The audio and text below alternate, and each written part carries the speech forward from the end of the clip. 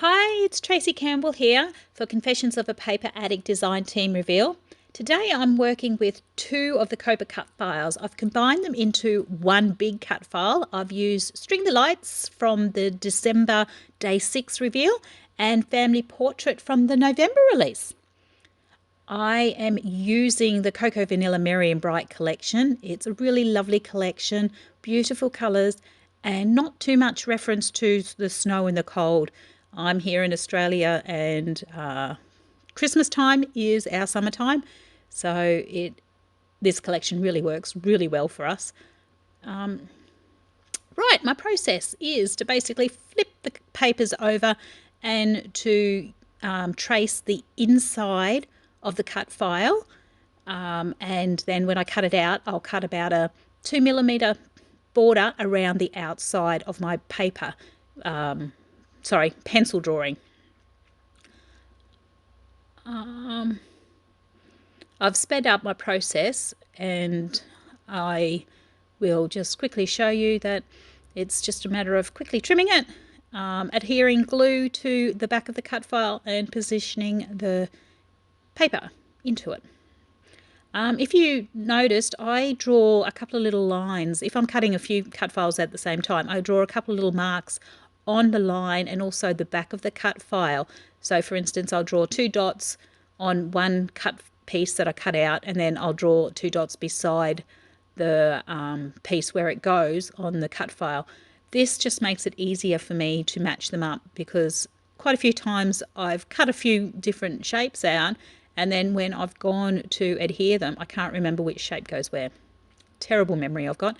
But this makes it easier. So it's usually a couple of lines or a couple of dots or a squiggly line that matches to the squiggly line that I draw on the cut file. Makes it so much easier for me. I'm just using the paper that's got the big words, the Christmas words on the front, and it's actually got a wood grain on the back. I'm using the wood grain because obviously it's a photo frame, and I wanted it to look like a photo frame. And I've picked a lighter background, and as I'm looking at it, I realise that because I've cut the cut file in white cardstock, it's actually not sitting, it's not popping off the page. So I want it to pop, and I want it to look different. And given that there's a bit of blue in the photo that I'm going to be using, I decide I'll go with the blue. So I grab a Shimmer Cube by Colour Blast and Beati.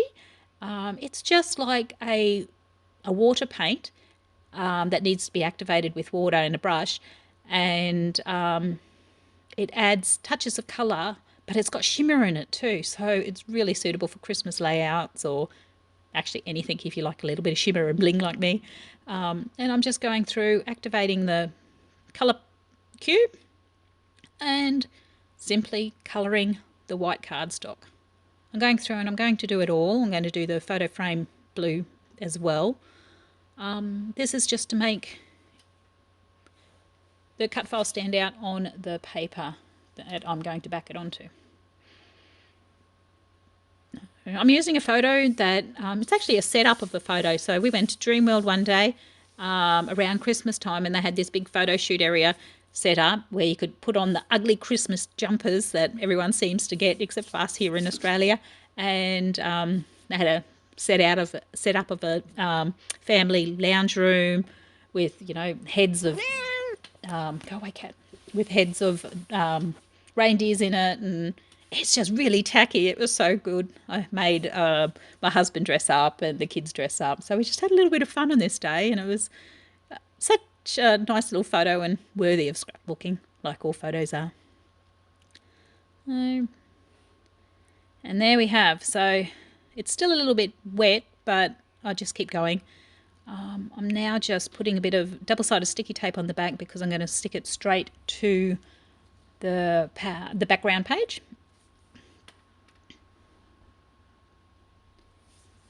And putting the photo in, and going through. Now I'm looking at what am I going to back the baubles and the stars with. So I decided that I want a the tealy green look for the baubles and the gold glitter cardstock for the stars. And for this process, because there's 5 stars, what I did do is I traced all the stars one at a time, and then I actually numbered them and numbered the back of the cutout, the cardstock as well, just so I knew which one would be going where.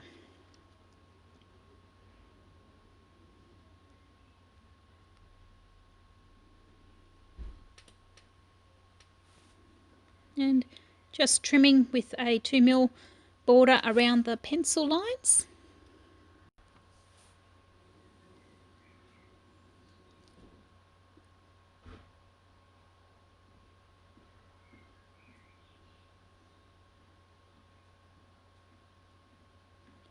Right, so now I've cut the stars out. Now I've decided I'm going to do the baubles at the same time.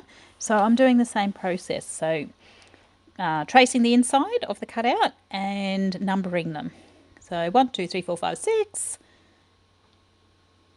And makes it easier for me to match them up, especially when they're different sizes, but there's a couple of that are the same size as well. And once again, the 2mm space around the pencil line. Now these are a new pair of scissors that I've recently purchased.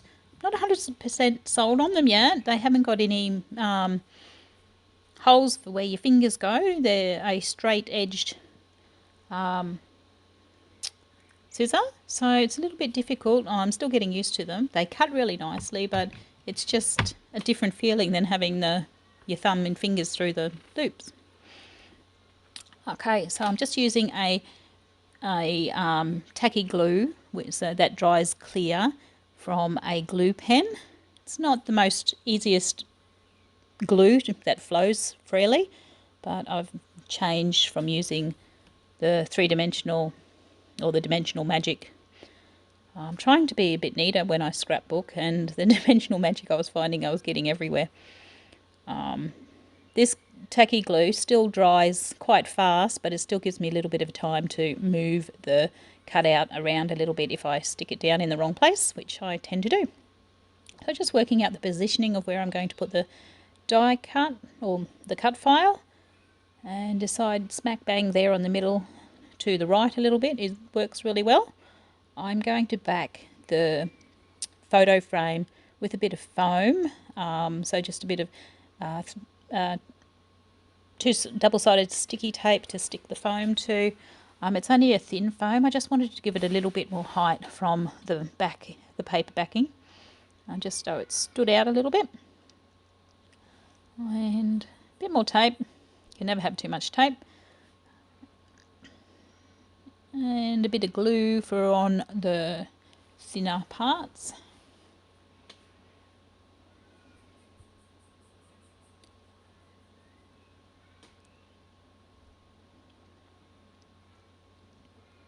Right, now to flip it over without getting it everywhere. A little bit, at this stage I realised that I was a little bit difficult with how fragile, flexible, bendable movement I've got in the cut files. So it probably would have worked if I'd cut the 2 cut files out individually, but I managed to manipulate them around enough without having to pick too much up.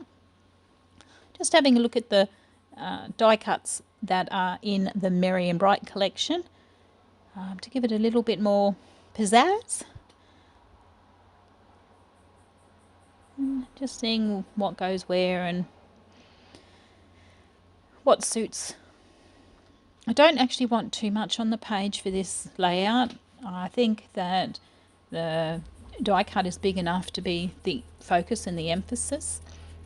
So I'm just going to use a few die cuts, a bit of journaling and a title, and I think that will be it. Now I'm deciding on what I want to call it, and go with Ugly Jumper.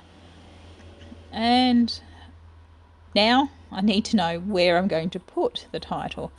So what I do, when I'm doing this process, is to lightly put the title, because they're self-backed, with stickiness, I just lightly put it where I want it. I don't press it down, so I can move them around and see if it works. At this stage where I've just put the word jumper, I've decided that I really don't like where it is. It blends into the frame a little bit, so I move it and move it up to the string lights and decide this one sits a little bit better. I just need to move it around a little bit to match it up and make it look cohesive.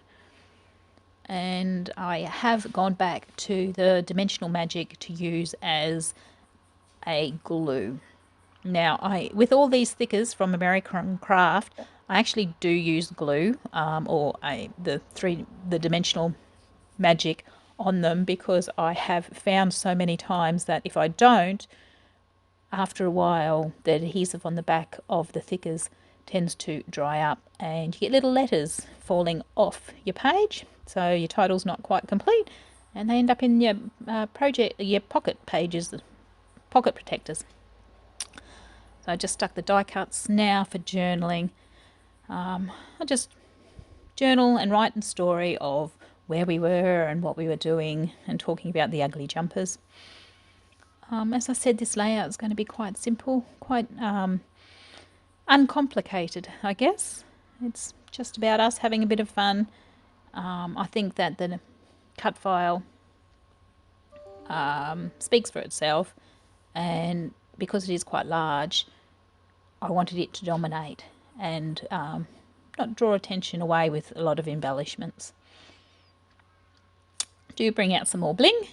So I've decided that the loops in the string lights need a bit of pizzazzing up. So I use some red gemstones, diamantes, and just pop them down over the loops. Now, just about to finish my page, making sure that everyone's got a bit of bling, and that's it, just about completed now. Yep. So an easy page using using two fantastic cut files, and I hope you enjoyed this presentation. And please remember to stop in at the Etsy shop at Confessions of a Paper Addict Cut Files. Thanks a lot. Bye.